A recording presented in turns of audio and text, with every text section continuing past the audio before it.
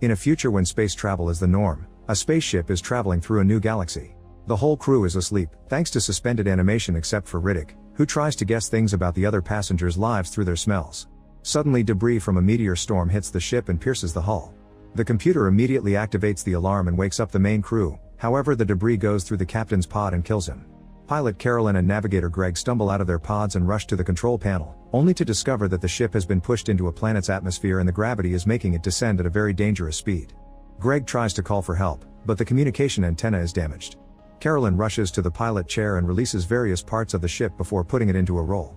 The spaceship slows down a little bit, but it isn't enough, so she has no choice but to drop the passenger pods. When Greg realizes what she wants to do, he blocks the airlocks. Carolyn tries her best to stabilize the ship as it begins to come apart and a piece of metal breaks the front window. Eventually the ship lands on the planet and slides on the ground for a few miles, which makes it lose even more parts. Police officer William leaves his pod during the process and has to hold on tight not to fall through the crumbling walls. When the ship finally stops, the crew leave their pods and discover there are only a few survivors. William notices he's lost his gun and goes back to his pod to find it, only to suddenly be attacked by Riddick. Without hesitation, William hits him with his baton until he brings Riddick down. Then he ties him to a metal beam. The rest of the crew opens the closed pods, finding a few more survivors but mostly bodies. Carolyn looks for Greg among the debris and discovers he's been impaled by a metal bar. They don't have any medicine because that part of the cabin is gone, so Carolyn kicks everyone out of the room and keeps Greg company while he dies. Afterward the crew checks out the planet, only to discover they're in a desert. There are mysterious spires in the distance, 3 suns, and the compass doesn't work.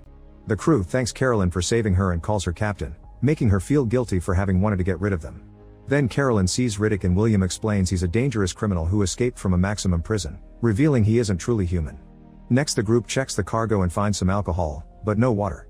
While everyone is distracted, Riddick notices the metal beam is broken at the top and twists his shoulders until he's high enough to pass his handcuffed hands through the crack to free himself.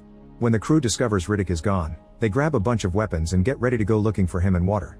The group splits, leaving a few survivors back to protect the ship while the rest searches the area. They see a few trees, but when they get closer they're disappointed to discover they're actually huge bone structures. The team looks around, not noticing Riddick hiding among the bones.